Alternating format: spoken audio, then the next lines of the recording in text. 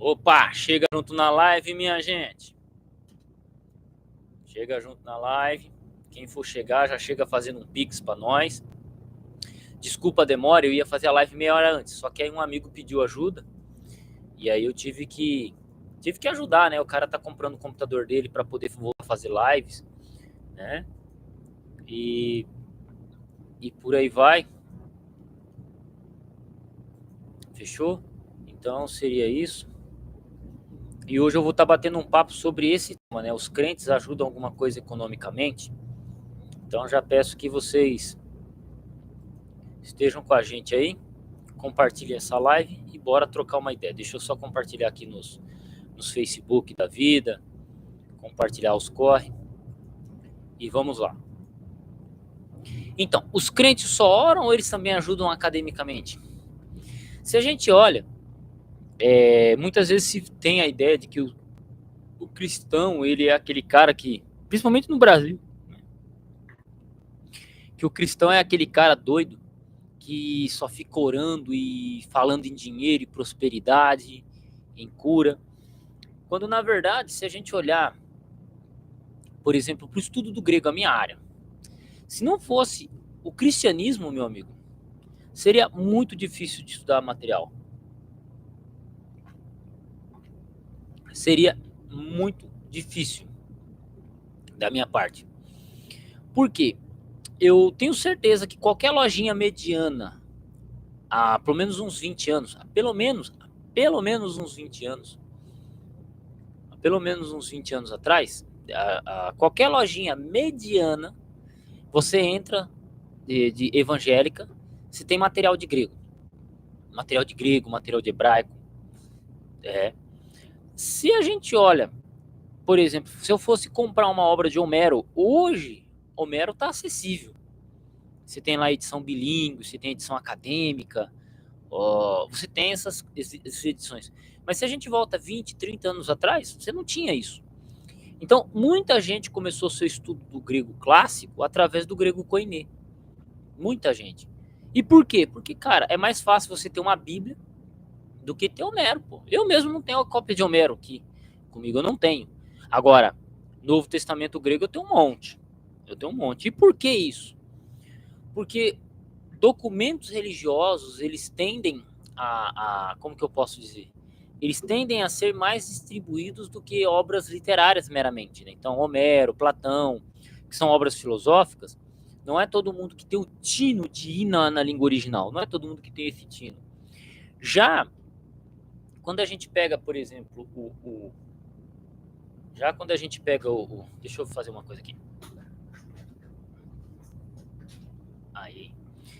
Já quando a gente pega o lado religioso, você tem muito mais cópias, beleza?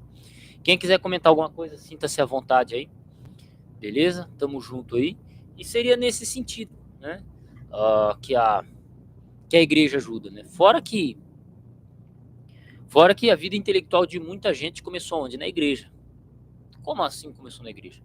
O cara começou a estudar o Novo Testamento, aí já foi para a história do Império Romano, aí teve que estudar história, o cara já foi fazer história, ou o cara começou a lidar com tradução, foi fazer letras, português, e aí acabou virando professor. Né? Então você tem muita gente que acontece isso, né? Que eu quero compreender melhor a Bíblia. E por causa do conhecimento bíblico, do estudo bíblico, o cara ele deslancha, né? Deslancha. Que se ele tivesse começado por Platão, Aristóteles ou qualquer coisa, ele não teria seguido esse caminho e se torna. Muita gente faz filosofia também, né? Então, nós temos essa abordagem aí, beleza? E o pessoal não quer falar hoje não, hein?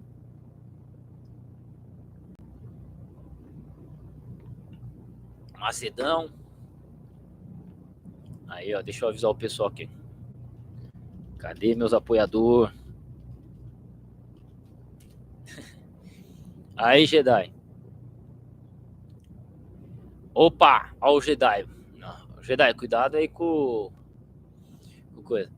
Boa noite. Quanto mais se estuda a Bíblia, mais se enfraquece na fé. Pelo contrário, quanto mais se estuda, mais fé você tem. A diferença como que eu posso colocar aqui? A diferença do cara que estuda muito a Bíblia é que não é qualquer um que vem falar as coisas para ele. Então, antes, imagine lá aquele pastor, Zé Ruela, que vivia falando de prosperidade. Vivia falando de prosperidade. Quando o membro dele começa a estudar a Bíblia e começa a questionar esse pastor, ele já pula fora. Então, por que você tem muitos líderes religiosos que falam que estudar a Bíblia demais enfraquece o cristão? Não é que enfraquece, é que ele se torna mais forte para evitar as doutrinas, né? As falsas doutrinas. O estudo teológico, o estudo profundo da Bíblia, ele não esfria o crente, ele apaga o falso fogo. É isso. Ele apaga o falso fogo. Ele apaga o falso fogo. Fechou? O Macedão sumiu, cara. Os caras são doidos. Os caras pedem live, mas é que hoje eu comecei um pouquinho tarde. Eu tava ajudando um amigo. O canal dele é Interativa Academy. Grande parceiro meu. Eu conheço ele desde 2017, né? Do canal Interativa Academy. Eu vou pedir para ele comentar aqui.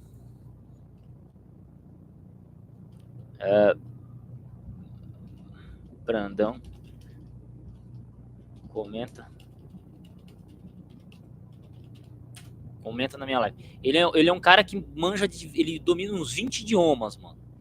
Uns 20 idiomas. O cara, cada hora que eu tô conversando com ele, tá falando um idioma diferente. Né? Vocês acham que eu já sou doido? Eu perto desse cara sou uma menina medrosa. Porque é inglês, é alemão, é francês, é espanhol, é índice, é uma língua lá que é falada na África, que é uma língua universal da África, é japonês, é chinês, maluco. O cara é brabo, velho. Aí ele tem um canal chamado Interativa Academy. Interativa Academy. Que ele já tem um curso de hebraico, né? Então ele manja muito de hebraico e por aí vai. Fechou? Chegou aqui o Lequim, né?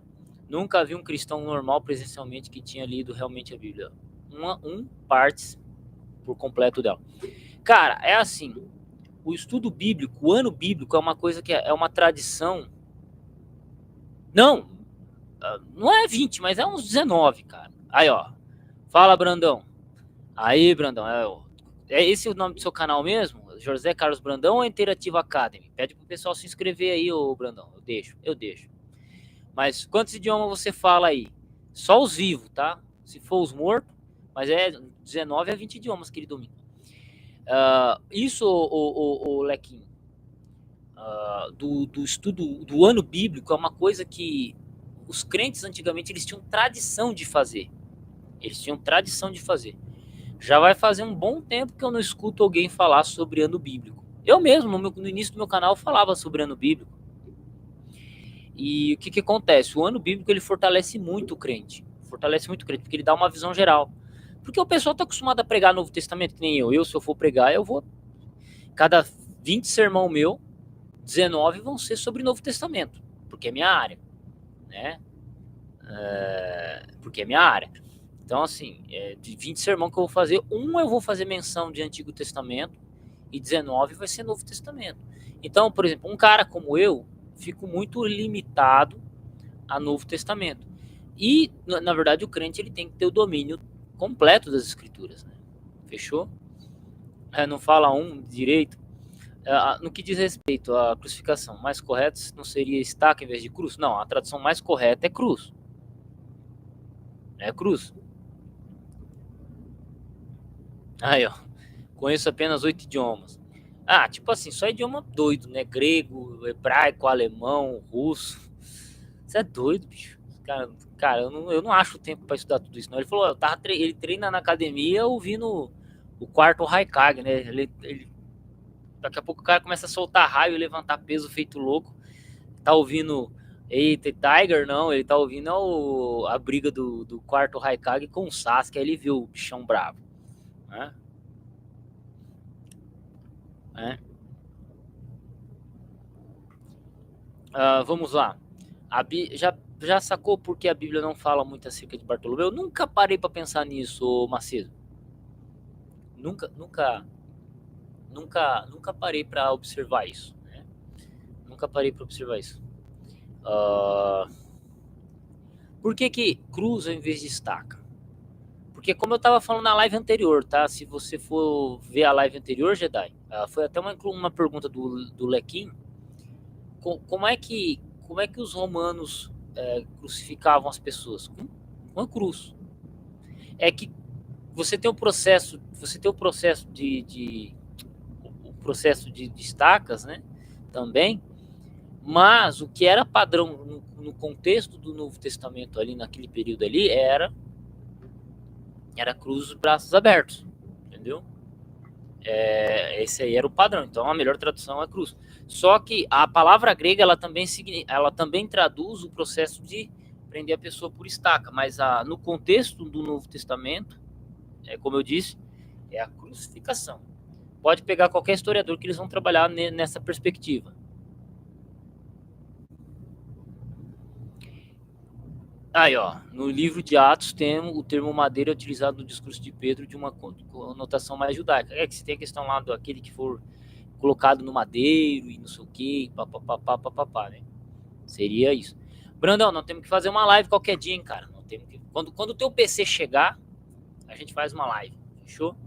Quando chegar um PCzão top aí, o carinha já comprou um BM800, já comprou um desse aqui, e aí a gente vai meter bronca, tá? Não se esqueça, hein, quem puder fazer alguma doação, o Pix tá ali, fechou? Deixa eu ver se tá certo, ele tá certo. 988-1405-24, é isso aí mesmo. Fechou? E é isso aí. Deu ruim agora, pois me parece que a nova NVI trocou cruz por empalamento. Aí, sei lá, mano. Aí sei lá, porque deixa eu abrir um dicionário de grego aqui, peraí.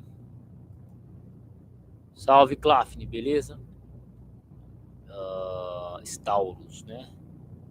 Vamos procurar aqui biblioteca grego, dicionário de gramática.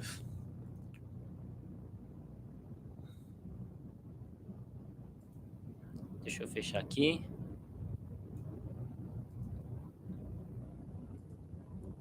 Vamos caçar Staurus.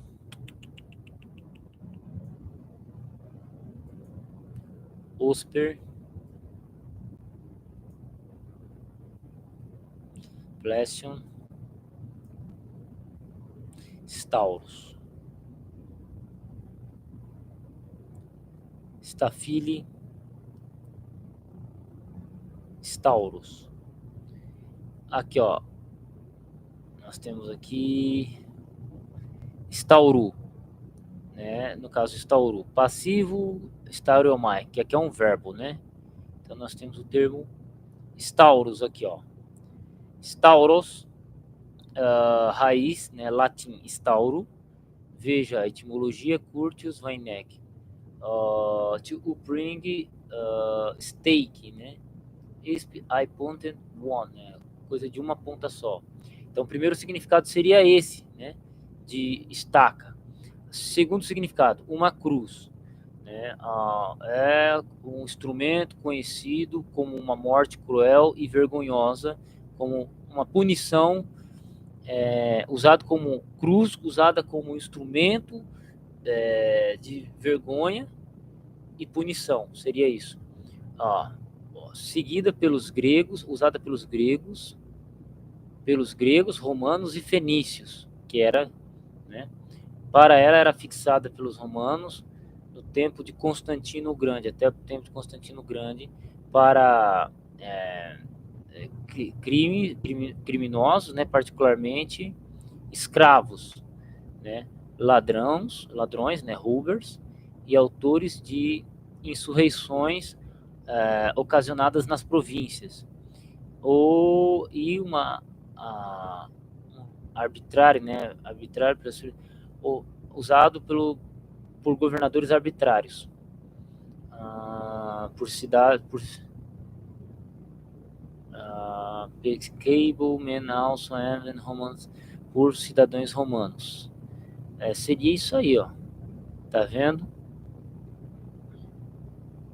Aí nós temos, vamos ver, crucificação. Então, você pode ver que a cruz, ela é os dois significados cabem no texto grego, mas pelo contexto neotestamentário, a cruz era usada por gregos, romanos e fenícios, segundo o léxico de Henry Taylor, tá? Olhando aqui para o léxico de Henry Taylor. Aí outros vão seguir pelo mesmo caminho. Fechou? Salve, Barbosa, beleza?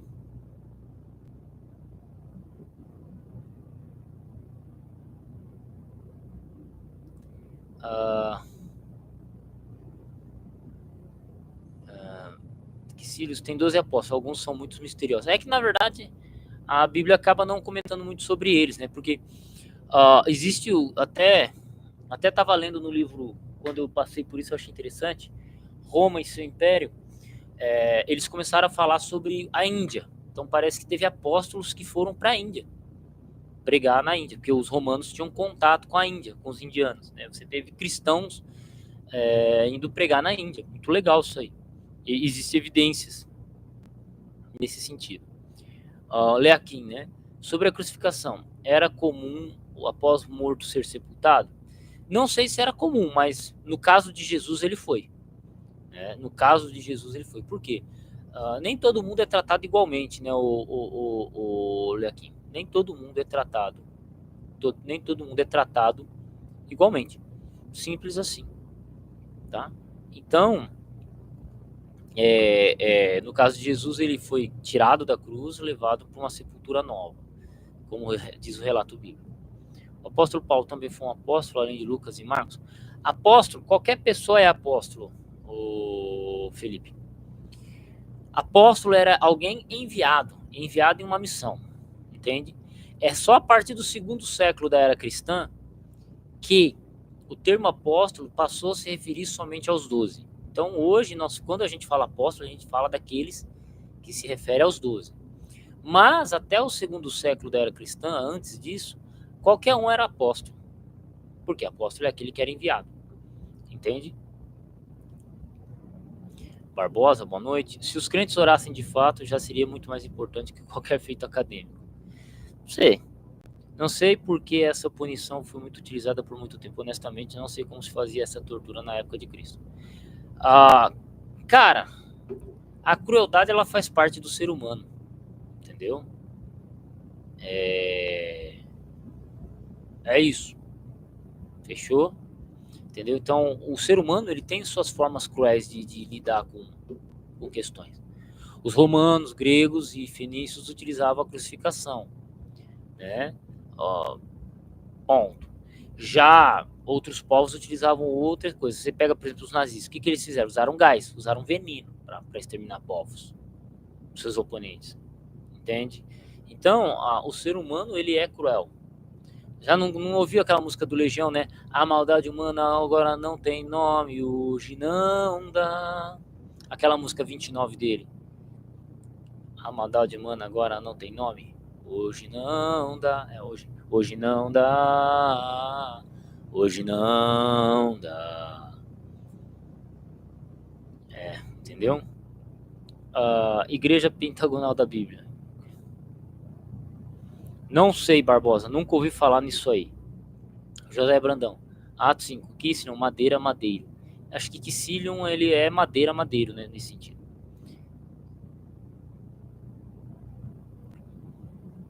Se a NVI optou por estaca o simbolismo da cruz no cristianismo, a NVI joga no chão.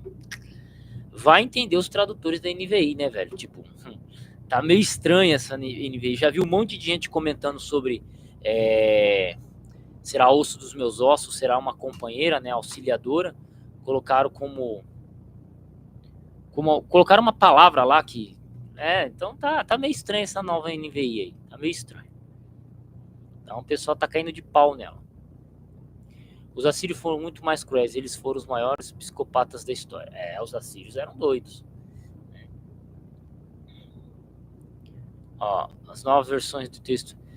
Claro, não é questão de nova versão do texto crítico, é novo modelo de tradução, mas que é utilizado no texto eclético, porque a maioria dos acadêmicos seguem por essa linha, né?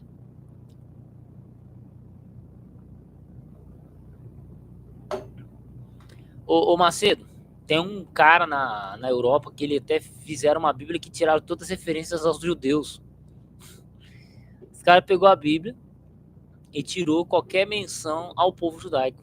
E aí? Então, Leque, ali a tradução é fundo de uma agulha mesmo, tá? Se você olhar em alguns manuscritos gregos, aí vão para a área de crítica textual, você vai ter o termo nó. Por quê? Você tem a expressão camelon, camelon, camelon. Você tem a expressão camilon, camelon, né? E nó, camilon, nó, camilon, camelon. Então a troca de um e por um i faz essa variação, que era muito comum, tá? Em qualquer documento antigo, essa variação, essa troca de letras. Então, assim, era muito comum. Se você ler na King James em inglês, lá fala fundo, olho da agulha. É mais fácil um cabelo passar pelo olho da agulha. Eu achei muito interessante isso. Falei, nossa, em inglês eles traduzem dessa forma. Então, cada língua ela expressa de um jeito diferente a alguns termos, né? Cada língua traz de um jeito diferente. Fechou? Mas é isso aí. Mas possivelmente é camelo mesmo. Possivelmente não, com toda certeza é camelo mesmo. É que era uma expressão idiomática deles, né? Tipo, de fora a fora. Ah, mano, passa essa fiada de lajota aí de fora a fora. Não, cara, o cara jogou lá o jogo e macetou todo mundo de fora a fora, né? Então, o que seria fora a fora? Né? Fora a fora. Então, completo. A pessoa passa isso aqui de maneira completa, que pegue de uma ponta a outra. Isso é uma expressão idiomática. Como é que a gente traduz isso para o grego? Entendeu? Então, entrar pelo cano é uma expressão idiomática. Você não fala isso em grego. É uma expressão própria. É um termo, né? Então, a mesma coisa é passar por fundo da agulha. Beleza? Mas vamos ver se o pessoal já fez uma doação. Batendo 13 pessoas, 10 horas de live. Deixa eu ver aqui. Eu acabei demorando um pouquinho porque parceiro.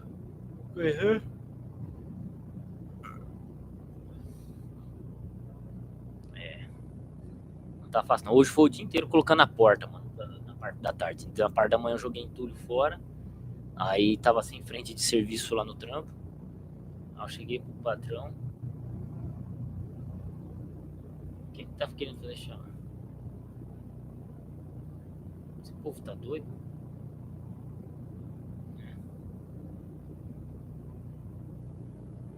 O pessoal tá com o escorpião no bolso. Estão com medo de pôr a mão no escorpião. Sim, isso aí, você punir alguém colocando numa estaca de madeira é algo muito comum.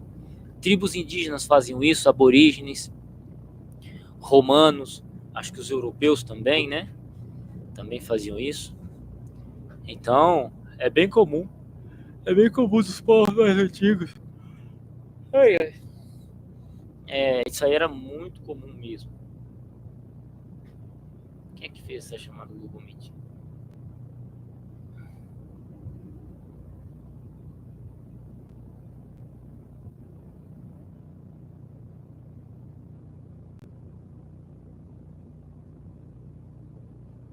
Pronto, o Brandão querendo fazer uma doação aqui, perguntando. Aí eu falei que é telefone. Né? Essencialmente. Mas bora meter bronca aí. Brandão manja dos hebraico, hein? É uma pena que ele apagou os vídeos antigos dele. Eu queria saber por que o Brandão apagou os vídeos dele. O cara tava com 2.200 inscritos, cara. Apagou todos os vídeos dele. Né? Mas, tá bom. Tá firmeza. Tá firmão, eis-me aqui, você não passa quando o mar vermelho abrir. Essencialmente é isso aí. Deuteronômio 21 e 23, padrão. Vamos lá, esperar o pessoal comentar mais aí. 14 nego na live. A ideia é amanhã ter mais live. Ó, o Killy Cards.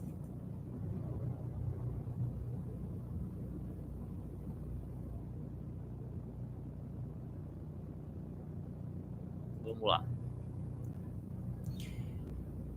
Boa noite. Você acredita que o cânon é realmente a palavra de Deus, visto que foram homens e seus critérios definiram quais manuscritos formariam a Bíblia? A questão de cânon, ela na verdade permaneceu aberta até 1570 para a Igreja Católica. Para o protestante, ela meio que já se findou ali, Antigo Testamento ali já no Concílio de Jamnia e no primeiro século, e o Novo Testamento, cânon mesmo, ele já estava meio que definido ali o quarto, quinto século. Porque quando você pega as epístolas que rodavam por uso, 22 das 27 era padrão. Algumas teve dificuldade, Hebreus, Apocalipse, acho que Tiago, né? Então, que foram epístolas que não tinham, elas tinham uma rotatividade grande, mas elas não abarcavam todas as igrejas da região na época. E aí os teólogos com dificuldades já vão definindo, né? Você tem também hereges surgindo, como o caso de Marcião e por aí vai. Fechou?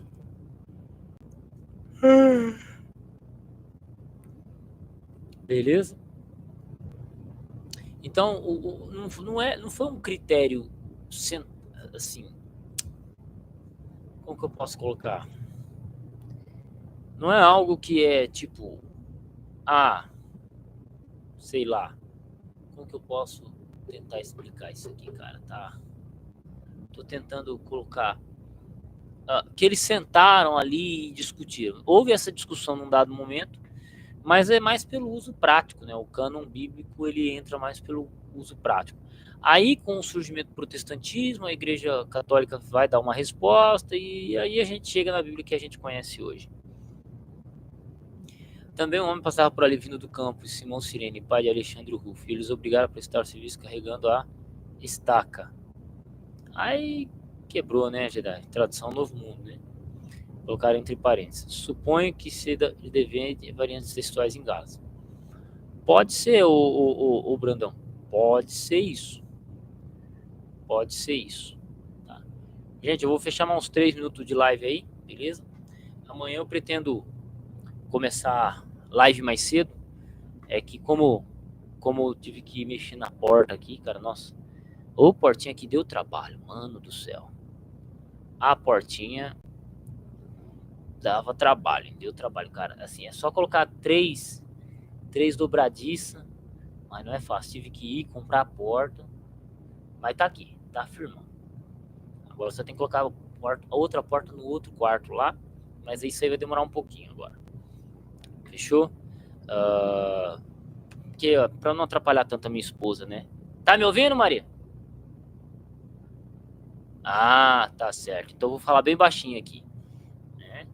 Aí, ó, viu? Então ela não tá me ouvindo, ela tá podendo ouvir as coisas dela lá também. Porque o projeto agora é fazer bem mais lives com vocês aqui, fechou? Quais foram os critérios para a conclusão do cânon? Você se refere, certo? Cara, você tem o Concílio de Jamnia para o Antigo Testamento, tá? que é o que está em hebraico. Para o Novo Testamento, o concílio que vai definir isso é o Concílio de Trento, em 1570, se não me engano. O Concílio de Trento, 1570, que foi feito pela Igreja Católica, porque até então eles não tinham definido, a Igreja Católica não tinha cânon definido em si, e aí ela passa a aceitar alguns livros a mais que não constavam na Bíblia hebraica, né? Então, basicamente isso. No Novo Testamento, você não tem uma treta muito grande entre os cristãos, beleza? Entre os cristãos em geral. Foi perguntado sobre o Enoque, livro de Enoque. Cara, é assim, o livro de Enoque, pelo que eu sei, ele fazia... A gente tem que entender o seguinte, sinagoga ela era um centro de estudo, né? Além de ser um centro religioso, era um centro de estudo. Então tinha sinagoga que tinha, sinagoga que não tinha. Era rolos, né? Livros eram rolos. Então o que acontece? O livro de Enoque, ele Possivelmente estava em partes de sinagogas, mas não em todas. Fechou? Critérios. Tem um livro, História do Texto Bíblico, Brandão, que eu sempre indico aqui, que ele fala um pouco disso. Um dos critérios é não contradizer o texto bíblico. Então, por exemplo, tem um evangelho lá que diz que Jesus matou uma pessoa. Isso condiz com o ministério de Jesus? Não. Aí você vai ver o evangelho que fala lá que Jesus matou uma pessoa, uma criança, não sei o quê. O que acontece? Olha só. Quando vão comparar, descobrem que é um documento gnóstico do 2º e 3º século. Então, muitos dos evangelhos apócrifos, de epístolas apócrifas, elas são assim. Você compara ela com os 4 evangelhos ou compara com as epístolas de Paulo, elas têm muitas coisas que contradizem o próprio texto bíblico, né? Então, vamos evitar problemas. Entende? Aí. Minha internet, que eu não sei se você viu meu comentário anterior sobre Marcos. Vi sim. Eu vi sim, você colocou a TNM, né, como padrão aqui, e a NVI tá imitando ela. Até teve gente que falou que a NVI nova tá parecendo muito com a tradução Novo Mundo. Vai entender, né? Vai saber se contratar a galera da tradução Novo Mundo para traduzir também, né? Então, a NVI antiga já me chama um pouco mais atenção, mas não é aquilo também. Eu sempre preferi a Bíblia de Jerusalém e a Almeida Corrigida Fiel, no tocante à tradução de texto bíblico, né? Sempre preferi, elas sempre foram melhores, cara, melhores e mais confiáveis. Essencialmente é isso.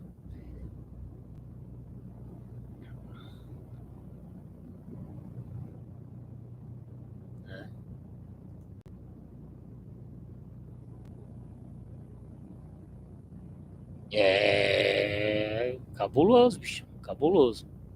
Brandão, é que você não dava com o Euler, você conhecia o Euler, mas você entrar nos grupos que eu já entrei de WhatsApp pra ver treta, mano, você vai ver cada coisa. Cada coisa. Deus me livre. Deus nos livre e nos guarde de algumas questões, né? Fechou? Né? Então, gente, bati aí 32 minutos de live, 10:10. Tô um pouquinho cansado. E é isso aí. Quem puder dar uma ajuda aí financeira, meu Pix tá aí. Beleza? O último a ter uma Bíblia confiável nas mãos, apague a luz. Mas Bíblias confiáveis Almeida Corrigida Fiel, Bíblia de Jerusalém. Que outra tradução eu poderia dizer confiável? Não. Só confio nessas duas, mano. O resto pode jogar fora. Não joga fora não, gente. Joga fora não. O nego vai cair de pau em mim. Mas traduções boas mesmo, traduções boas. Bíblia de Jerusalém, Almeida Corrigida Fiel, e depois vai para o texto grego e hebraico. Primeiramente grego e hebraico, depois a ACF, depois Bíblia de Jerusalém. Essa é a minha indicação aí de traduções confiáveis. O resto, meu amigo, é só nego querendo arrancar seu dinheiro. Sério. Tradução, eu tô falando, tá? De tradução. Mas tem bíblias boas. A antiga NVI era uma tradução boa, eu não gosto muito, mas uma tradução boa. Almeida atualizada, eu não gosto do estilo de tradução, mas tem seus pontos positivos. Deixa eu ver outra. Dizem que a TEP, Peregrino, são boas. Sei não, eu não gostei da TEB não, cara. Eu tenho a TEB aqui, não gostei muito não. Daqui a algum tempo só teremos errado, Jedi. Agora que tá assim, tendo mais traduções a partir do texto Receptus, bicho. É nos últimos anos que a comunidade terrista cresceu bastante. Não só terrista, mas também do texto majoritário. Hoje tem muita gente crescendo nesses segmentos. Tem muita gente crescendo. Eu falo, cara, porque eu acompanho, tá ligado?